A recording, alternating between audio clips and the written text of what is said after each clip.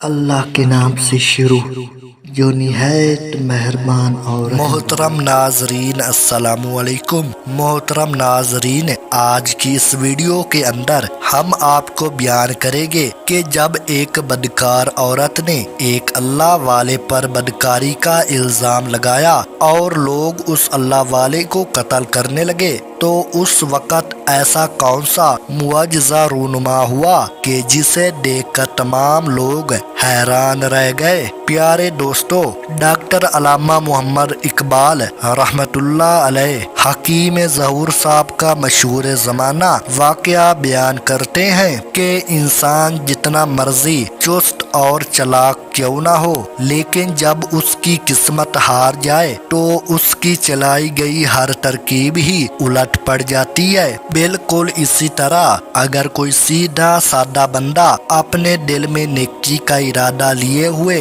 کسی کے ساتھ کوئی بھلائی کرے تو لازمی نہیں کہ وہ لالچی ہی ہے۔ بعض دفعہ انسان کی آنکھوں کے سامنے جو منظر پیش کیا جاتا ہے وہ حقیقت نہیں ہوتا۔ محترم دوستو، حکیم ظہور حسین گاؤں کے مشہور حکیم تھے۔ کسی دوسرے ملک سے تعلیم حاصل کر کے حکمت کے پیشے سے منسلک ہوئے۔ جب وہ غیر ملک سے واپس آئے تو سیال کوٹ کے شہر کے ساتھ ملحقہ ایک چھوٹے سے گاؤں میں ایک بہت بڑا دیسی دواخانہ کھولا۔ اس کے اپنے دیہات کے لوگ علاج کے سلسلے میں شہر کا رخ کرتے تھے۔ ایک دفعہ وہ اپنے آبائی گاؤں آیا تو گاؤں کا منظر دیکھ کر حیران ہوا۔ یہاں نہ کوئی ڈاکٹر ہے نہ حکیم۔ لوگ علاج کے سلسلے میں 50 کلومیٹر دور شہر کا رخ کرتے ہیں۔ حکیم کو یہ دیکھ کر بہت افسوس ہوا۔ اس کے بعد حکیم صاحب مائی فاطمہ کے گھر گئے تاکہ اس کی خیریت دریافت کر سکے۔ مائی فاطمہ دراصل گاؤں کے بچوں کو قرآن مجید پڑھایا کرتی تھی۔ حکیم ظہور نے بھی بچپن میں اسی سے قرآن مجید پڑھا تھا۔ وہ اس کی ماں سے بڑھ کر عزت کرتے تھے۔ حکیم صاحب کو اپنی ماں سے نفرت تھی کیونکہ اس کی ماں بچپن میں ہی اسے چھوڑ کر چلی گئی تھی۔ حکیم ظہور کو وہ رات اب تک یاد تھی جب گھر میں چور آیا ہوا تھا۔ وہ اس وقت 5 سال کا تھا جب اس کی ماں رات کے اندھیرے میں ایک سپاہی کے ساتھ بھاگ گئی تھی۔ وہ دل میں سوچتا تھا کہ یہ کیسی ماں تھی جو اپنے جگر کے ٹکڑے کو چھوڑ کر چلی گئی اور بعد میں اس کی خبر بھی نہ دی۔ اس کا باپ بیوی کی بے وفائی اور محلے والوں کے طعنے سن سن کر نیند پاگل ہو چکا تھا۔ ماں کے جانے کے بعد مائی فاطمہ نے حکیم ظہور کی پرورش کی تھی اور اسے اپنے بچوں سے کم نہ سمجھا تھا۔ جب وہ گھر کی دہلیز پر پہنچے تو وہاں پر ایک افسوسناک خبر ملی۔ انہیں بتایا گیا کہ مائی فاطمہ 6 ماہ پہلے انتقال کر چکی ہے۔ رات کو اس کی طبیعت خراب ہوئی تھی۔ گھر والے پریشان تھے کہ گاؤں میں تو کوئی ڈاکٹر نہیں ہے۔ آدھی رات کو اسے شہر لایا گیا تو راستے میں اس کا انتقال ہو گیا۔ ڈاکٹروں کے مطابق اگر اس کا بر وقت علاج ہو جاتا تو اسے بچایا جا سکتا تھا۔ یہ خبر حکیم صاحب پر یعنی کہ اس اللہ والے پر بجلی بن کر گری اور اس نے فیصلہ کر لیا کہ اب میں شہر کی بجائے گاؤں میں اپنا دواخانہ کھولوں گا اور اپنے گاؤں کے باسیوں کی خدمت کروں گا۔ گاؤں کے لوگوں نے حکیم کی اس اقدام کو بہت سراہا اور انہیں اس بات کی خوشی ہوئی کہ بے اولاد کے سلسلے میں دور دراز شہر کا سفر نہیں کرنا پڑے گا، کیونکہ حکیم ظہور مردانہ کمزوری کا بھی ماہر حکیم تھا۔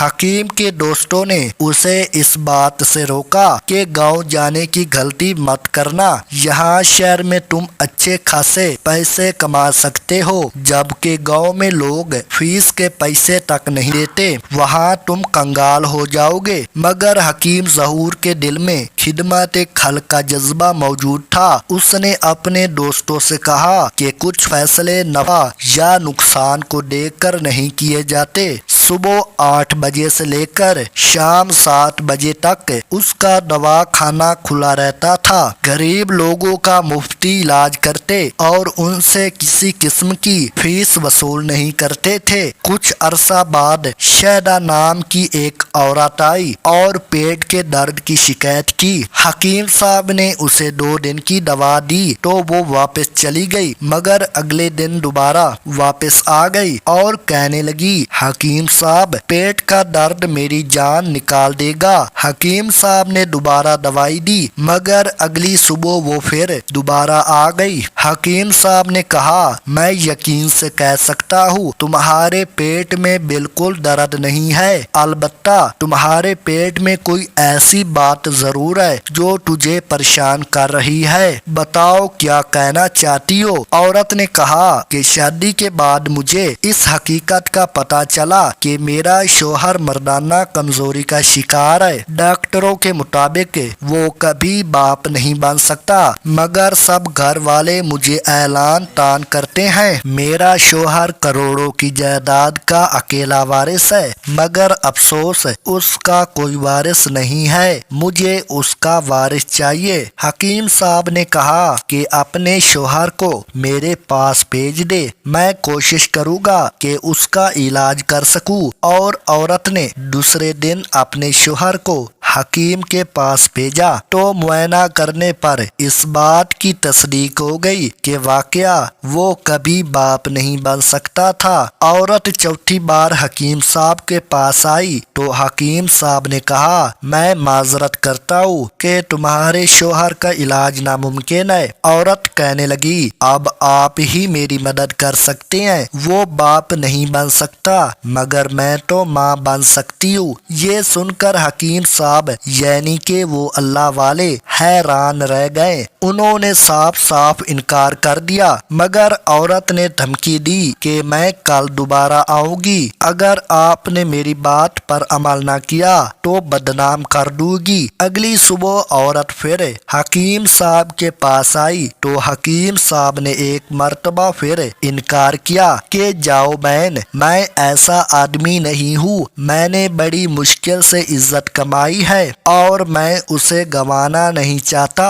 तुम अपने मियाँ से तलाक लेकर दूसरी शादी कर लो। इस्लाम इसकी इजाजत देता है और इसमें कोई मुमानात नहीं। 4 दिन लोग बातें करेंगे, बाद में भूल जाएंगे। तुम अपनी जिंदगी देखो। ये सुनने के बाद उस औरत ने शीशे की एक बोतल को अपने कपड़ों पर गिरा लिया और जोर जोर से चिल्लाने लगी, बचाओ बचाओ, मेरी इज्जत बचाओ। चीखो पुकार सुनकर लोग दवाखाने में जमा होना शुरू हो गए तो औरत ने रोते हुए सबको बताया कि इस हकीम ने मेरी इज्जत लूट ली। मैं तो बुखार की दवा लेने आई थी, मगर इसने मुझे नीम बेहोशी की दवा देकर मेरे साथ ज्यादती कर डाली। हकीम चिल्लाता रहा कि ये औरत मुझ पर बोतान लगा रही है, ये झूठी है। मगर जब उन्होंने औरत के फटे हुए कपड़े देखे तो हकीम साहब को पकड़कर ले गए। कबीले की बिरादरी में ये फैसला हुआ कि हकीम साहब को संसार कर दिया जाए। सब गांव वाले उसे पकड़कर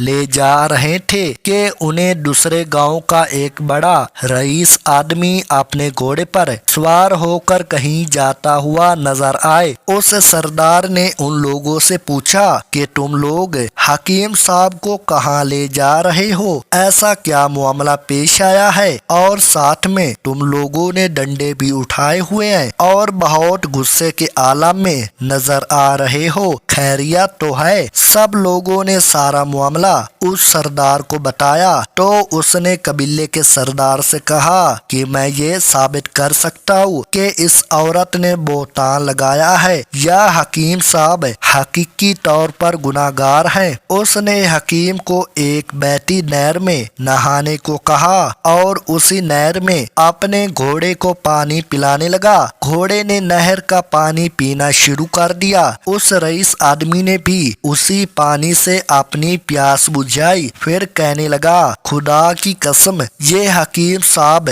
یعنی کہ یہ اللہ والے بے گناہ ہے اور عورت نے ان پر بہتان لگایا ہے۔ میرا یہ گھوڑا کبھی بھی گندا پانی نہیں پیتا، ناپاک پانی نہیں پیتا، اور جہاں سے میرا گھوڑا پانی پیتا ہے میں بھی وہیں سے پیتا ہوں۔ اگر حکیم نے بدکاری کی ہوتی تو اس کی سمت سے آنے والا پانی گھوڑا کبھی بھی نہیں پیتا۔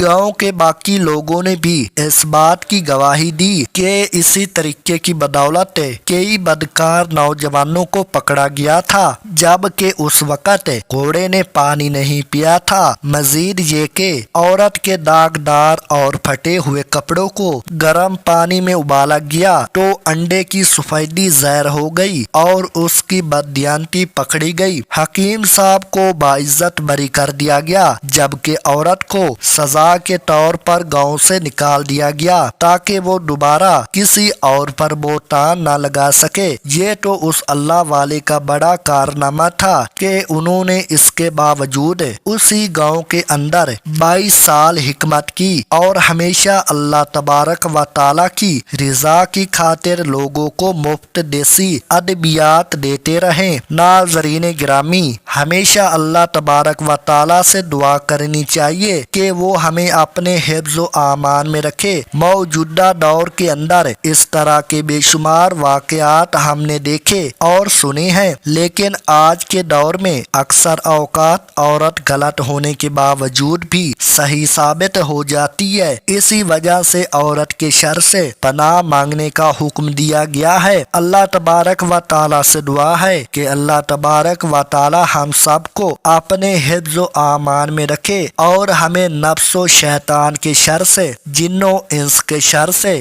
حاسدین کے حسد سے، عورت کے شر سے اور دولت کے شر سے محفوظ رکھے۔ ہمیں نیک اعمال کرنے اور گناہوں سے بچنے کی توفیق عطا فرمائے اور ہم اپنی زندگی حضور نبی کریم صلی اللہ علیہ وسلم کے بتائے ہوئے طریقے کے مطابق گزارنے کی توفیق عطا فرمائے۔ آمین بجاہ النبیین صلی اللہ علیہ وسلم۔